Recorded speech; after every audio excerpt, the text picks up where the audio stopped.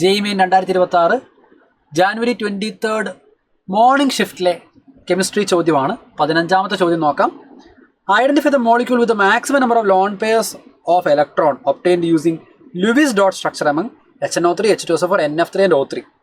Choose the correct bond angle made by the central atom of the molecule X. X നെ identify ചെയ്യുക, അതിൻ്റെ bond angle കണ്ടുപിടിക്കുക.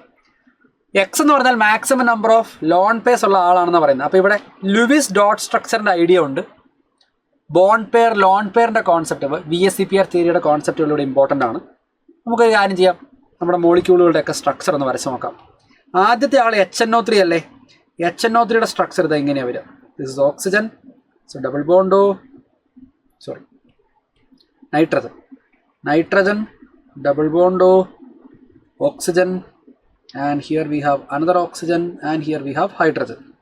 ഈ ഓക്സിജൻ്റെ മുകളിൽ 2 ലോൺ പെയർ ഉണ്ടാവും, ഈ ഓക്സിജൻ്റെ മുകളിൽ 2 ലോൺ പെയർ ഉണ്ടാവും, ഈ ഓക്സിജൻ്റെ മുകളിൽ 3 ലോൺ പെയർ ഉണ്ടാവും. ഓക്കെ, അപ്പോൾ മൊത്തത്തിൽ ലോൺ പെയർസിൻ്റെ എണ്ണം നമ്മൾ നോക്കുമ്പോൾ ലൂയിസ് ഡോട്ട് സ്ട്രക്ചർ വെച്ചിട്ടാണല്ലോ നമ്മൾ നോക്കേണ്ടത്. എല്ലാ ലോൺ പെയറിനെയും കൺസിഡർ ചെയ്യണം, സെൻട്രൽ ആറ്റം മാത്രമല്ല. 1 2 3 4 5 6 7 ലോൺ പെയർസ് ഉണ്ട്. അടുത്ത H2SO4. ഓക്കെ, സൾഫർ, ഡബിൾ ബോണ്ടോ OH.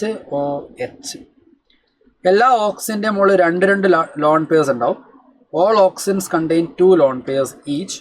അപ്പോൾ 4 ഓക്സിജൻ ആയതുകൊണ്ട് 8 ലോൺ പെയർസ് ഉണ്ടാവും. അടുത്ത നമ്മുടെ ഓസോൺ ആണ്. അപ്പോൾ ഇതാണ് നമ്മുടെ ഓസോണിൻ്റെ സ്ട്രക്ചർ. അപ്പോൾ ഇവിടെ ഒരു ഡബിൾ ബോണ്ടോ, ഇവിടെ ഒരു കോർഡിനേറ്റ് ബോണ്ടോ. അപ്പോൾ ഈ ഓക്സിജൻ്റെ മുകളിൽ 3 ലോൺ പെയർസ് ഉണ്ടാവും. ഇവിടെ നമുക്ക് 1 ലോൺ പെയർ, ഇവിടെ നമുക്ക് 2 ലോൺ പെയർ. അപ്പോൾ ഓവറോൾ എത്ര ലോൺ പെയർ ആണെന്ന് നോക്കിയേ. 1 2 3 3 6 ലോൺ പെയറിൻ്റെ എണ്ണം 6. And finally we have NF3. NF3യുടെ സ്ട്രക്ചർ NH3 പോലെ തന്നെയാണ്. ഇങ്ങനെയാണ് സ്ട്രക്ചർ വരിക. നൈട്രജൻ്റെ മുകളിൽ 1 ലോൺ പെയർ, ഫ്ലൂറിൻ്റെ മുകളിൽ 3 ലോൺ പെയർസ് വെച്ചിട്ടുണ്ടാവും. കാരണം ഫ്ലൂറിൻ്റെ വലൻസ് ഷെല്ലിൽ 7 ഇലക്ട്രോൺ, അതിൽ 1 ഇലക്ട്രോൺ വെച്ച് മാത്രമാണ് ബോണ്ട് ഉണ്ടാക്കുന്നത്. ബാക്കി 6 ഇലക്ട്രോൺ 3 ലോൺ പെയറുകളായിട്ടുണ്ടാവും. അപ്പോൾ ഓരോ ഫ്ലൂറിൻ്റെയും മുകളിൽ 3 എണ്ണം വെച്ച് നോക്കുന്ന സമയത്ത് അവിടെ തന്നെ 9 എണ്ണമായി. നൈട്രജൻ്റെ മുകളിൽ 1 ലോൺ പെയറിൻ്റെ എണ്ണം 10 ആയി. ഇവിടെ ടോട്ടൽ 10 ലോൺ പെയർ. അപ്പോൾ ഏറ്റവും കൂടുതൽ ലോൺ പെയർ ഉള്ള ആളെന്ന് പറയുന്ന ആളാണ് X. 10 ലോൺ പെയർ ഉള്ള X എന്ന് പറയുന്ന ആൾ ഇവിടെ ആരാ? NF3 ആണ്. അത് നമ്മൾ ഐഡൻറ്റിഫൈ ചെയ്തു. അടുത്ത ടാസ്ക് ഈ NF3യുടെ ബോണ്ട് ആംഗിൾ എത്രയാണെന്ന് ചോദിച്ചു. ബോണ്ട് ആംഗിൾ ഓഫ് NF3 എന്ന് പറയുന്നത് അപ്രോക്സിമേറ്റ്ലി എത്ര വരുന്നതെന്ന് അറിയോ? What is the bond angle of NF3? NF3യുടെ ബോണ്ട് ആംഗിൾ എന്ന് പറയുന്നത് 102 ഡിഗ്രിയാണ്. NF3യുടെ ബോണ്ട് ആംഗിൾ 102 ഡിഗ്രിയാണ്. അതെങ്ങനെ മനസ്സിലാക്കാം അതും കൂടി നമുക്ക് നോക്കാം. അതിന് ഞാൻ NH3 ആയിട്ട് കമ്പയർ ചെയ്യാം. Let me compare it with NH3. NH3യുടെ ബോണ്ട് ആംഗിൾ എല്ലാവർക്കും അറിയാവുന്നതാണ്. NH3യുടെ ബോണ്ട് ആംഗിൾ ഒരു 107 ഡിഗ്രിയാണ്. ഓക്കെ, ഹൈഡ്രജന് പകരം ഫ്ലൂറിനെ വെക്കുന്ന സമയത്ത് ഫ്ലൂറിൻ കൂടുതൽ ഇലക്ട്രോൺ നെഗറ്റീവാണ് ഹൈഡ്രജനേക്കാൾ.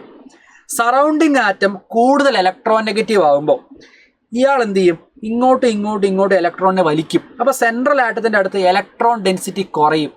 അപ്പോൾ റിപ്പൾഷൻ കുറഞ്ഞില്ലേ? റിപ്പൾഷൻ കുറയുമ്പോൾ ബോണ്ട് ആംഗിളും കുറയും. ഓക്കെ, ഫ്ലൂറിൻ ഇലക്ട്രോണിനെ വലിക്കുന്നു, നൈട്രജൻ്റെ അടുത്തുള്ള ഇലക്ട്രോൺ ഡെൻസിറ്റി കുറയുന്നു. അപ്പോൾ ഫ്ലൂറിനെല്ലാം ചുരുങ്ങി അടുത്തേക്ക് വരും. അപ്പോൾ 107 കുറഞ്ഞ ബോണ്ട് ആംഗിൾ ആയിരിക്കും ആർക്കുണ്ടാവുക? NF3ക്ക് ഉണ്ടാവുക.